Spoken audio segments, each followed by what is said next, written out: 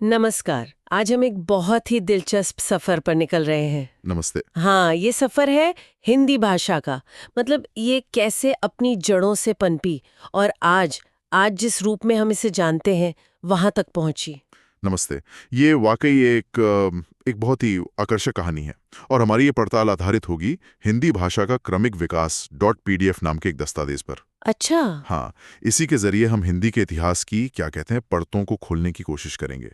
ये इतिहास लगभग 1000 साल लंबा तो है, पर इसकी नींव वो कहीं ज्यादा गहरी है। हाँ, तो हमारा मकसद यही है कि इस 1000 साल की यात्रा को थोड़ा समझें और ये जानना कि संस्कृत से इसका क्या ताना बाना है और फिर वो जो पड़ाव आए पाली, प्राकृत, अपभ्रंश, उनसे गुजरते हुए ये आज की हिंदी आखिर बनी कैसे। बिल्कुल। और देखिए, शुरू करने के लिए ही एक थोड़ी हैरान करने वाली बात है ना? बिल्कुल।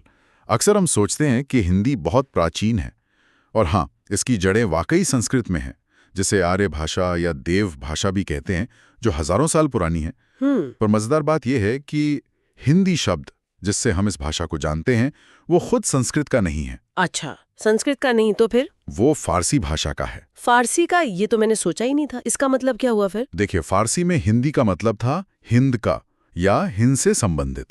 ये शब्द असल में निकला है सिंधु नदी के नाम से। सिंधु से? हाँ, पुरानी ईरानी या फारसी में स की जो ध्वनि है वो अक्सर ह बोली जाती थी, तो सिंधु बन गया हिंदू और उस इलाके को, मतलब सिंधु नदी के पार का जो क्षेत्र था, उसे हिंद कहा जाने लगा। अच्छा। बाद में ये नाम धीरे धीरे पूरे भारत के लिए इस्तेमाल होने लगा और यहाँ की जुबान कहलाई ज़बाने हिंदी, यानी हिंद की जुबान।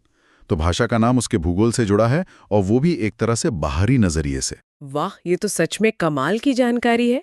मतलब भाषा की अपनी कहानी और उसके नाम की कहानी दोनों कितने अलग अलग रास्तों से आई हैं। चलिए अब इस सफर को शुरू करते हैं। तो भाषा परिवारों के नक्शे पर हिंदी कहाँ बैठती है? हिंदी दुनिया के सबसे बड़े भाषा परिवारों में से एक है। भारोपीय यानी इंडो यूरोपियन परिवार उसका हिस्सा ही है।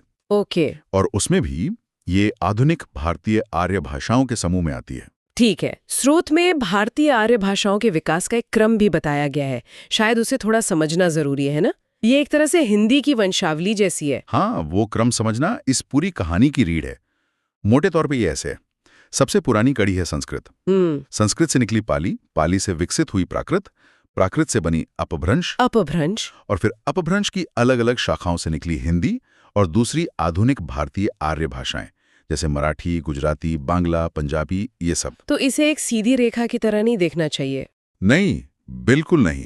इसे एक पेड़ की तरह सोचना बेहतर है। एक तना जिससे कई शाखाएं और फिर उपशाखाएं निकली। यानी संस्कृत वो विशाल तना है जिससे ये सारी भाषाएं निकली। अच्छा, स्रोत इस पूरे सफर को, जो 3500 साल से भी ज्यादा लंबा बताया गया है, 3 बड़े हिस्सों में बांटता है। हाँ, 3 कालखंड। पहला है प्राचीन भारतीय आर्य भाषा काल। ये लगभग 1500 ईसा पूर्व से 500 ईसा पूर्व तक। इस दौर में क्या खास था? इस दौर की मुख्य भाषाएं थीं संस्कृत के 2 रूप, एक वैदिक संस्कृत और दूसरी लौकिक संस्कृत। ये वो जमाना था जब भारत के कुछ सबसे महान ग्रंथ रचे गए, जैसे वेद, जो हमारे फाउंडेशनल पवित्र ग्रंथ हैं, फिर ब्राह्मण ग्रंथ और उपनिषद, जिनमें बहुत गहरा दर्शन और कर्म कांड का विवेचन है। साथ ही वाल्मीकि की रामायण और व्यास का महाभारत जैसे महाकाव्य। हाँ, रामायण, महाभारत। और अश्वघोष, भास, कालिदास, माघ जैसे बड़े कवियों और नाटककारों की अमर संस्कृत रचनाएं। ये सब इसी युग की देन है। इस प्राचीन काल को भी भाषा के लिहाज से 2 हिस्सों में देखा जाता है ना? पहला वैदिक संस्कृत का दौर, ये लगभग 1500 ईसा पूर्व से 1000 ईसा पूर्व तक। हाँ, ये वो भाषा है जिसमें ऋग्वेद रचा गया। ऋग्वेद दुनिया की सबसे पुरानी ज्ञात कृतियों में से एक माना जाता है। हालांकि ब्राह्मण ग्रंथ और उपनिषद भी वैदिक संस्कृत में ही हैं, पर उनकी भाषा ऋग्वेद की भाषा से थोड़ी अलग, थोड़ी बाद की लगती है। और स्रोत ये भी इशारा करता है कि हो सकता है ऋग्वेद से पहले भी कोई भाषा रही हो, पर उसका कोई लिखित सबूत हमारे पास नहीं है। तो हम वैदिक संस्कृत को ही सबसे प्राचीन ज्ञात आर्य भाषा मानते हैं। जी। और फिर आया लौकिक संस्कृत का दौर, लगभग 1000 ईसा पूर्व से 500 ईसा पूर्व तक। जी। इन दोनों संस्कृतों में मुख्य फर्क क्या था? क्या ये बस समय का बदलाव था या कुछ और? समय के साथ भाषा बदलती तो है, ये तो स्वाभाविक है। लेकिन यहाँ एक और अहम बात हुई। वैदिक संस्कृत में जो थोड़ी विविधताएं थीं, थोड़ा लचीलापन था, उसे समय के साथ व्यवस्थित करने की, मतलब स्टैंडर्डाइज करने की जरूरत महसूस हुई। अच्छा, नियमों में बांधने की। हाँ बिल्कुल। यहीं पर पाणिनि जैसे महान वैयाकरणों का योगदान आता है। पाणिनि ने अष्टाध्यायी नाम का ग्रंथ लिखा और उस समय की बदलती हुई भाषा को व्याकरण के कठोर नियमों में बांध दिया। उसका एक तरह से संस्कार किया। इसीलिए संस्कृत संस्कार की हुई। हाँ शायद यही वजह है। तो पाणिनि के नियमों से बंधी हुई ये परिष्कृत और मानकीकृत भाषा ही लौकिक या क्लासिकल संस्कृत कहलाई। ये फिर साहित्य, दर्शन और नाटकों की मुख्य भाषा बनी, जबकि वैदिक संस्कृत जो थी वो मुख्य रूप से धार्मिक कर्मकांड तक ही सीमित रह गई। तो एक तरफ ये मानकीकृत संस्कृत विकसित हो रही थी, लेकिन आम लोग जो भाषा बोल रहे थे उसका क्या हुआ? क्या उसमें भी बदलाव आ रहे थे? बिल्कुल। मानकीकरण अक्सर लिखित भाषा का होता है या विद्वानों की भाषा का। आम बोलचाल की भाषा तो अपनी रवानी में बहती रहती है। स्रोत बताता है कि इसी प्राचीन काल के अंत तक संस्कृत के साथ साथ भारत के अलग अलग हिस्सों में 3 मुख्य क्षेत्रीय बोलियां भी उभरने लगी थीं। 3 बोलियां? कौन सी? पूर्वी। अच्छा। और यही बोलियां आगे चलकर प्राकृत भाषाओं का आधार बनेंगी। ये इस बात का संकेत था कि भाषा अब क्षेत्रीय रूप लेना शुरू कर रही थी, एक रूपता टूट रही थी। ये समझना वाकई जरूरी है कि भाषा हमेशा कई स्तरों पर चलती है। एक मानक रूप होता है और कई लोक रूप होते हैं। यहीं से हम शायद मध्यकालीन भारतीय आर्य भाषा काल में कदम रखते। हाँ बिल्कुल। ये दौर चला 500 ईसा पूर्व से 1000 ईस्वी तक। इस दौर की पहचान क्या है? इस दौर की सबसे बड़ी पहचान है लोक भाषाओं का उभरना, यानी आम लोगों की जो बोलचाल की भाषाएं थीं, उनका साहित्यिक और सामाजिक स्तर पर महत्व बढ़ना। जो बोलियां संस्कृत के युग में थीं, वे अब ज्यादा विकसित हुईं, ज्यादा महत्वपूर्ण हो गईं। इन सभी लोक भाषाओं को सामूहिक रूप से प्राकृत कहा गया। प्राकृत, इस शब्द का मतलब क्या है और ये संस्कृत से कैसे अलग थीं? वैयाकरणों ने इसकी परिभाषा दी है, प्रकृते संस्कृतम तत्र भवम तत् आगतम व प्राकृतम। थोड़ा मुश्किल है। हाँ, मतलब ये कि जिसकी प्रकृति या मूल स्रोत संस्कृत है, या जो संस्कृत से जन्मी है या आई है, वो प्राकृत है। सरल शब्दों में कहें तो ये भाषाएं संस्कृत की तुलना में ज्यादा आसान थीं। व्याकरण के नियम उतने कठोर नहीं थे और ये आम लोगों की जुबान के ज्यादा करीब थी। इन्हें असंस्कृत भी कहा गया, मतलब स्वाभाविक, बिना ज्यादा बनावट वाली भाषा। ठीक है। इस मध्यकाल को भी स्रोत 3 चरणों में बांटता है। पहला चरण है पाली। ये लगभग 500 ईसा पूर्व से 1 तक। इसके बारे में क्या खास है? पाली को भारत की पहली देश भाषा कहा जा सकता है। ये असल में संस्कृत काल की ही किसी एक या कई बोलियों का विकसित और सरल रूप थी। अच्छा, देश भाषा। हाँ, इसकी उत्पत्ति मगध, आज का बिहार, के आसपास मानी जाती है, इसलिए श्रीलंका के लोग इसे मागधी भी कहते हैं। पाली का सबसे बड़ा ऐतिहासिक महत्व ये है कि भगवान बुद्ध ने अपने उपदेश इसी भाषा में दिए। हाँ, ये तो सुना है। और बौद्ध धर्म के जो पवित्र ग्रंथ हैं, त्रिपिटक, वो इसी में लिखे गए। तो इसने लोक भाषा को धर्म और दर्शन की भाषा बनाकर एक नई प्रतिष्ठा दी, एक नया सम्मान दिया। और इस दौर तक आते आते क्षेत्रीय बोलियां भी 3 से बढ़कर 4 हो गईं। पश्चिमोत्तरीय, मध्य देशीय, पूर्वी और एक नई जुड़ गई दक्षिणी। तो पाली ने लोक भाषा को एक अहमियत दी। इसके बाद दूसरा चरण आया प्राकृत का। ये लगभग 1 ई से 500 ई तक। क्या ये पाली से बहुत अलग थी? ये पाली का ही और विकसित और परिवर्तित रूप था, आप कह सकते हैं। समय के साथ बोलचाल की भाषा और बदली, सरल हुई और उसे प्राकृत नाम मिला। इस दौर में एक नहीं बल्कि कई क्षेत्रीय प्राकृत भाषाएं विकसित हुईं, जो अलग अलग इलाकों की पहचान बन गई। अच्छा, कई सारी प्राकृतें कौन कौन सी प्रमुख थीं जिनका जिक्र स्रोत में है, और ये क्षेत्रीय विविधता क्यों जरूरी है समझना? स्रोत कुछ खास प्राकृतों का नाम लेता है, जैसे शौरसेनी, ये मथुरा और उसके आसपास के शूरसेन प्रदेश की भाषा थी। इस पर संस्कृत का प्रभाव ज्यादा दिखता है। शौरसेनी, मथुरा वाली। हाँ, फिर थी पैशाची, जो उत्तर पश्चिम में शायद सिंध के इलाके की थी। महाराष्ट्री, जो आज के महाराष्ट्र क्षेत्र की थी और जिससे प्राकृतों में सबसे मीठी, सबसे मधुर माना गया। अच्छा। फिर मागधी, जो मगध यानी दक्षिणी बिहार की भाषा थी, और एक अर्धमागधी। अर्धमागधी, आधी मागधी। हाँ, एक तरह से ये मागधी और शौरसेनी के बीच के इलाके यानी कोशल, आज का पूर्वी उत्तर प्रदेश में बोली जाती थी। जैन धर्म के शुरुआती साहित्य में इसका बहुत प्रयोग हुआ है। ओ, जैन साहित्य में? जी।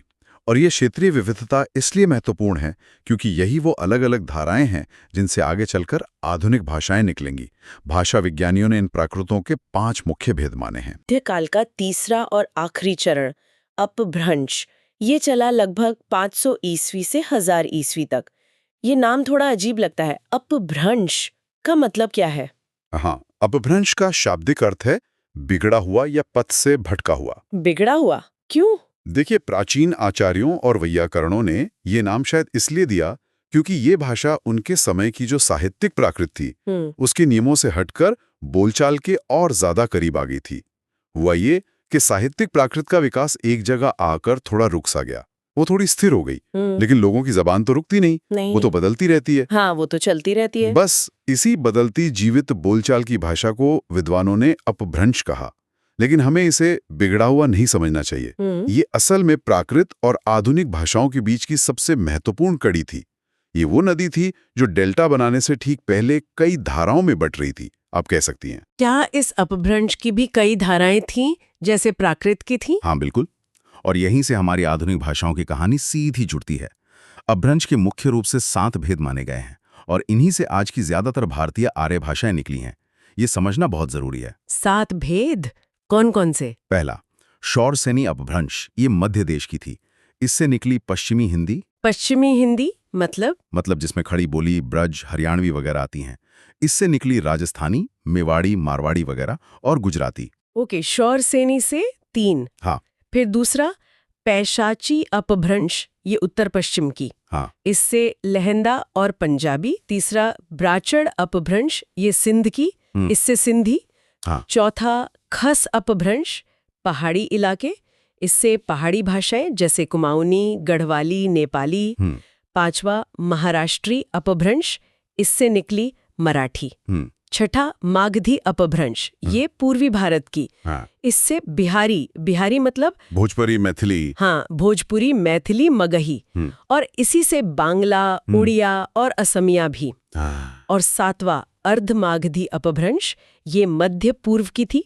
इससे निकली पूर्वी हिंदी। पूर्वी हिंदी यानी अवधी, बघेली, छत्तीसगढ़ी। ये तो कमाल का नक्शा है। तो अगर हम सिर्फ हिंदी पर ध्यान दें तो हमारी आज की हिंदी का विकास किन किन अपभ्रंशों से हुआ है? इस सवाल का सीधा जवाब क्या है? स्रोत इस बारे में बिल्कुल साफ है। हाँ। आज जिसे हम हिंदी भाषा क्षेत्र कहते हैं, उसका विकास मुख्य रूप से 3 अपभ्रंशों से हुआ है। 3 से? हाँ, शौरसेनी अपभ्रंश, जिससे पश्चिमी हिंदी और राजस्थानी निकली। मागधी अपभ्रंश, जिससे बिहारी हिंदी की बोलियां निकली। और अर्धमागधी अपभ्रंश, जिससे पूर्वी हिंदी की बोलियां निकली। पहाड़ी हिंदी का संबंध खस अपभ्रंश से है। तो आज की हिंदी कोई एक अकेली धारा नहीं है, बल्कि इन कई धाराओं का संगम है। ठीक है, ये अपभ्रंश वाला हिस्सा समझना बहुत जरूरी था, क्योंकि यहीं से आधुनिक भाषाओं के जन्म की कहानी शुरू होती है। तो अब हम आते हैं तीसरे और अंतिम काल पर, आधुनिक भारतीय आर्य भाषा काल। हाँ, जो लगभग 1000 ईस्वी से शुरू होकर आज तक चल रहा है। सही। लगभग 1100 ईस्वी के आसपास अपभ्रंश के ये जो अलग अलग क्षेत्रीय रूप थे, वे और विकसित होने लगे, अपनी स्वतंत्र पहचान बनाने लगे। यहीं से आधुनिक भारतीय भाषाओं का जन्म माना जाता है। हिंदी, पंजाबी, गुजराती, मराठी, बांग्ला, उड़िया, असमिया, ये सब। अपभ्रंश धीरे धीरे इन नई भाषाओं में ढल गया। तो जब हम आज हिंदी कहते हैं तो इसका मतलब क्या सिर्फ एक भाषा है, जैसे दिल्ली या मेरठ में बोली जाने वाली खड़ी बोली, या इसका मतलब कुछ और है? स्रोत इस बारे में क्या कहता है? स्रोत बताता है कि हिंदी शब्द का प्रयोग अक्सर एक बहुत व्यापक, एक बड़े अर्थ में होता है।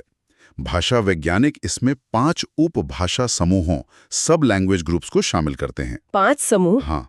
पहला, पश्चिमी हिंदी, जिसमें खड़ी बोली, ब्रज, हरियाणवी, बुंदेली, कन्नौजी आती हैं। दूसरा, पूर्वी हिंदी, अवधी, बघेली, छत्तीसगढ़ी। तीसरा, राजस्थानी, मारवाड़ी, जयपुरी, मेवाती, मालवी। चौथा, बिहारी, भोजपुरी, मैथिली, मगही। और 5वां, पहाड़ी, जिसमें पश्चिमी पहाड़ी, मध्य पहाड़ी यानी कुमाऊनी, गढ़वाली आती हैं। अच्छा। इन 5 समूहों के अंदर फिर कई सारी क्षेत्रीय बोलियां, डायलेक्ट्स आती हैं। तो जब हम हिंदी कहते हैं तो ये इन सभी उपभाषाओं और बोलियों के एक विशाल परिवार का नाम है। ये एक भाषा लैंग्वेज भी है और एक भाषा समूह लैंग्वेज ग्रुप भी है। ये स्पष्टीकरण जरूरी था कि हिंदी एक पूरा परिवार है, सिर्फ एक सदस्य नहीं। और शायद इसी परिवार में से एक सदस्य यानी खड़ी बोली वो आगे चलकर ज्यादा विकसित हुई और आज की मानक हिंदी बनी, जिसे हम लिखने पढ़ने, शिक्षा और सरकारी कामकाज में इस्तेमाल करते हैं। एकदम सही। दिल्ली मेरठ क्षेत्र की जो खड़ी बोली थी उसी को आधार बनाया गया। समय के साथ उसमें दूसरी बोलियों और संस्कृत के शब्द भंडार को शामिल किया गया। उसे व्याकरण और शैली की दृष्टि से परिष्कृत किया गया, सुधारा गया। यही प्रक्रिया मानक हिंदी के विकास की कहानी है। चलिए अब इस भाषा के ऐतिहासिक सफर से थोड़ा हटकर अलग-अलग युगों में हिंदी की भूमिका पर नजर डालते हैं। मध्यकाल में, खासकर भक्ति आंदोलन के समय, हिंदी का क्या महत्व था? मध्य युग हिंदी के लिए एक सुनहरा दौर था, आप कह सकते हैं, खासकर भक्ति आंदोलन के कारण। ये वो समय था जब कबीर, सूरदास, तुलसीदास, मीराबाई, जायसी जैसे महान संत और कवियों ने अपनी बात कहने के लिए संस्कृत जैसी पंडितों की भाषा को छोड़कर आम लोगों की भाषा को अपनाया। हाँ, जैसे ब्रज, अवधी। हाँ, ब्रज, अवधी, सधुक्कड़ी, राजस्थानी। उन्होंने ईश्वर की, प्रेम की, समाज की बातें ऐसी भाषा में कहीं जो सीधी लोगों के दिल तक पहुंचे। इसका नतीजा ये हुआ कि हिंदी अपने अलग अलग रूपों में सिर्फ बोली नहीं रही, वो साहित्य की, संगीत की और अध्यात्म की भाषा बन गई और पूरे उत्तर और मध्य भारत में फैल गई। इसने भाषा को लोकतांत्रिक बनाया, आम आदमी तक पहुंचाया। और आधुनिक काल में, जब भारत अपनी आजादी के लिए लड़ रहा था, तब हिंदी की क्या भूमिका रही? आधुनिक काल में, खासकर 19वीं और 20वीं सदी में, हिंदी और हिंदी पत्रकारिता स्वतंत्रता संग्राम का एक बहुत मजबूत हथियार बनी। अंग्रेजी राज के खिलाफ लोगों को जगाने में, उन्हें एकजुट करने में और राष्ट्रीय चेतना फैलाने में हिंदी ने बहुत अहम भूमिका निभाई। गांधी जी भी तो हिंदी के हिमायती थे। हाँ, कई नेता, जिनमें महात्मा गांधी प्रमुख थे, वो हिंदी को पूरे राष्ट्र को जोड़ने वाली भाषा के रूप में देखते थे, मतलब राष्ट्रभाषा के रूप में। उनका मानना था कि एक विदेशी भाषा कभी सच्चे अर्थों में भारत की आत्मा की आवाज नहीं बन सकती। इसीलिए उन्होंने हिंदी के प्रचार प्रसार पर बहुत जोर दिया। हिंदी उस समय राष्ट्रीय अस्मिता और एकता का प्रतीक बन गई थी। आजादी के बाद संवैधानिक रूप से हिंदी को क्या स्थान मिला? जब भारत स्वतंत्र हुआ तो संविधान सभा में भाषा के सवाल पर बहुत लंबी बहस हुई। अंत में 14 सितंबर 1949 को हिंदी को देवनागरी लिपि में भारत संघ की राजभाषा, ऑफिशियल लैंग्वेज, घोषित किया गया। राजभाषा, हाँ, साथ ही अंग्रेजी को भी सह राजभाषा के रूप में जारी रखने का प्रावधान किया गया कुछ समय के लिए। ये तो हुआ इतिहास, राजनीति और साहित्य में हिंदी का सफर। अब आते हैं बिल्कुल आज के दौर में, इंटरनेट के युग में। स्रोत इस बारे में क्या कहता है? क्या हिंदी डिजिटल दुनिया में अपनी जगह बना पा रही है? स्रोत का नजरिया थोड़ा मिला जुला है, लेकिन आशावादी ज्यादा है। एक तरफ ये माना गया है कि इंटरनेट पर हिंदी सामग्री की जितनी जबरदस्त मांग है, उतनी अच्छी क्वालिटी वाली और विविध सामग्री अभी शायद उपलब्ध नहीं है। मतलब डिमांड सप्लाई से ज्यादा है। हाँ, बिल्कुल। लेकिन दूसरी तरफ ये भी साफ है कि भारत में जैसे जैसे इंटरनेट और स्मार्टफोन का इस्तेमाल बढ़ा है, वैसे वैसे डिजिटल दुनिया में हिंदी का दखल तेजी से बढ़ा है। इसमें कोई शक नहीं। इसके कुछ उदाहरण दिए गए हैं क्या? कैसे बढ़ रहा है ये दखल? हाँ, कई उदाहरण हैं। आज आप देखिए, लगभग सभी बड़े समाचार पत्र ऑनलाइन हिंदी में उपलब्ध हैं। हजारों लोग हिंदी में ब्लॉग लिख रहे हैं। सोशल मीडिया पर तो हिंदी छाई हुई है। हाँ, ये तो है। गूगल जैसी बड़ी कंपनियां हिंदी में वॉइस सर्च दे रही हैं, हिंदी इंटरफेस दे रही हैं, बेहतर टाइपिंग टूल मुहैया करा रही हैं। विकिपीडिया पर लाखों लेख हिंदी में मौजूद हैं या उनका अनुवाद किया जा रहा है। यूट्यूब पर हिंदी कंटेंट क्रिएटर्स की तो जैसे बाढ़ सी आ गई है। तो जमीन तैयार हो रही है और तेजी से हो रही है। तो कुल मिलाकर इंटरनेट पर हिंदी की स्थिति को कैसे आंका जा सकता है? क्या चुनौतियां हैं और क्या संभावनाएं हैं? स्रोत का निष्कर्ष ये है कि हिंदी इंटरनेट की एक प्रमुख और लोकप्रिय भाषा बनकर उभर रही है। चुनौतियां अब भी हैं, जैसे मानकीकरण की समस्या, अलग अलग फॉन्ट, कीबोर्ड लेआउट की दिक्कतें, अच्छी गुणवत्ता वाली सामग्री की कमी, खासकर उच्च शिक्षा और जो विशेषज्ञता वाले क्षेत्र हैं उनमें, और अंग्रेजी के प्रभुत्व का दबाव तो है ही। लेकिन संभावनाएं बहुत ज्यादा हैं। स्रोत का मानना है कि जैसे जैसे ज्यादा लोग इंटरनेट पर हिंदी में लिखेंगे, पढ़ेंगे और बात करेंगे, वैसे वैसे हिंदी सामग्री का भंडार और उसकी गुणवत्ता दोनों बढ़ेंगे। ये एक तरह से यूजर ड्रिवन विकास है। लोग चला रहे हैं इसे। इस चर्चा को समेटने से पहले वो छोटी सी बात दोहरा दें जो स्रोत सामग्री में लिखी है कि ये जानकारी इंटरनेट और किताबों से जुटाई गई है और इसके 100% सही होने का दावा नहीं किया गया है। हाँ, ये एक जरूरी डिस्क्लेमर है। ये बस एक ईमानदार डिस्क्लेमर है जिसे ध्यान में रखना चाहिए। हाँ, किसी भी जानकारी के स्रोत के प्रति थोड़ा आलोचनात्मक नजरिया रखना हमेशा अच्छा होता है। बिल्कुल। तो हमने आज हिंदी के जन्म से लेकर उसके विकास की एक लंबी और मुझे लगता है बहुत ही दिलचस्प कहानी सुनी। ये देखा कि कैसे संस्कृत के विशाल वृक्ष से एक शाखा फूटी जो पाली, प्राकृत और फिर अपभ्रंश के रूप में बदली और आखिरकार हिंदी और उसकी बहन भाषाओं के रूप में आज हमारे सामने है। और ये भी याद रखना जरूरी है कि कैसे हिंदी नाम फारसी से आया और कैसे ये भाषा अपनी लगभग 1000 साल की स्वतंत्र पहचान के साथ एक बहुत पुरानी और गहरी भाषाई विरासत पर खड़ी है। ये कोई अचानक से बनी चीज नहीं है, बल्कि सदियों के भाषाई लेन-देन और बदलाव का नतीजा है ये। इस पूरी बातचीत से सबसे बड़ी सीख क्या मिलती है? वो एक चीज जो हमें याद रखनी चाहिए। मेरे ख्याल से सबसे बड़ी सीख भाषा की जीवंतता है, उसका लचीलापन है। भाषा कोई म्यूजियम में रखी हुई चीज नहीं है, ये एक बहती हुई नदी की तरह है। हाँ, ये लगातार बदलती है, आम लोगों की बोलचाल से, अलग-अलग क्षेत्रों के असर से, सामाजिक आंदोलनों से जैसे भक्ति आंदोलन, राजनीतिक घटनाओं से जैसे आज़ादी की लड़ाई, और अब देखिए तकनीक से। हिंदी का पूरा इतिहास इसी सतत गतिशीलता का प्रमाण है। और यहीं से जुड़ा है हमारा आज का आखिरी विचारणीय प्रश्न। स्रोत ने कहा कि इंटरनेट पर हिंदी की मांग ज्यादा है, मौजूदगी बढ़ रही है। तो सवाल ये है कि हिंदी के इस ऐतिहासिक सफर संस्कृत से डिजिटल युग तक को देखते हुए इसका अगला पड़ाव क्या होगा? सोचने वाली बात है। हाँ, खासकर जब आर्टिफिशियल इंटेलिजेंस और मशीन ट्रांसलेशन जैसी तकनीकें इतनी तेजी से विकसित हो रही हैं। क्या ये तकनीकें हिंदी के स्वरूप को बदल देंगी? क्या वे इसकी जो क्षेत्रीय विविधता है उसे पाट देंगी या उसे सहेजने में मदद करेंगी? और डिजिटल दुनिया में हिंदी के भविष्य को आकार देने में हम सबकी यानी उपयोगकर्ताओं की और डेवलपर्स की क्या भूमिका हो सकती है? ये वाकई बहुत अहम सवाल है। हाँ, इस पर सोचना दिलचस्प होगा।